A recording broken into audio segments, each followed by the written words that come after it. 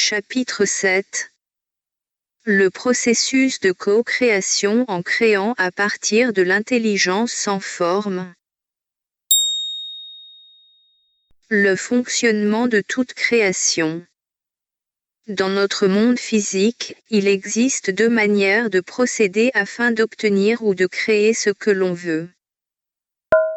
La manière la plus populaire dans notre société actuelle est la méthode compétitive de penser et d'agir. C'est la manière que nous enseigne la majorité des personnes de notre famille, de notre culture, de notre société, afin d'obtenir ce que nous désirons. Elle consiste à développer et à utiliser nos forces physiques et intellectuelles afin d'obtenir ce que nous désirons, et ce, souvent au prix de durs combats afin d'éliminer les obstacles qui se dressent sur notre route. Puis, il y a la manière douce et moins connue, dite co-créative, de penser et d'agir, qui utilise les forces de l'univers afin d'atteindre ses objectifs, et cela, sans trop d'efforts, sans avoir à se battre contre les personnes et contre les événements, sans enlever quoi que ce soit à personne, en choisissant simplement de laisser les forces divines travailler à leur place. Faire des efforts intérieurs pour coopérer avec l'intelligence sans forme, pour travailler avec le Père, dirait Jésus.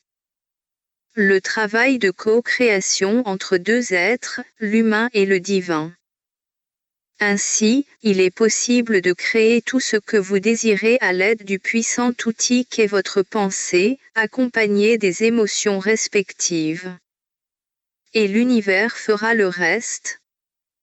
Et nous pouvons tous utiliser cette force illimitée de Dieu pour créer des miracles dans nos vies et dans celles des autres. Il faut seulement être en mesure de se convaincre de l'abondance des miracles. Plus votre capacité à croire en l'impossible sera grande, plus vous laisserez de l'espace dans votre vie afin que de tels miracles se réalisent. Mais si vous choisissez de croire seulement ce que vous pouvez voir avec vos yeux, vous vous condamnez vous-même à une réalité très limitée qui vous ne donnera jamais toute la satisfaction que vous espériez de cette expérience de vie.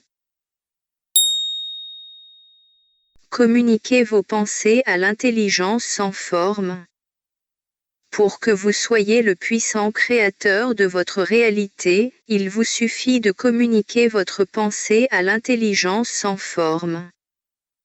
Et cela se produit lorsque vous pensez seulement aux objets de votre désir, suffisamment longtemps et avec assez d'intensité émotionnelle afin d'activer les mouvements nécessaires autour de vous à la réalisation de l'objet de votre pensée.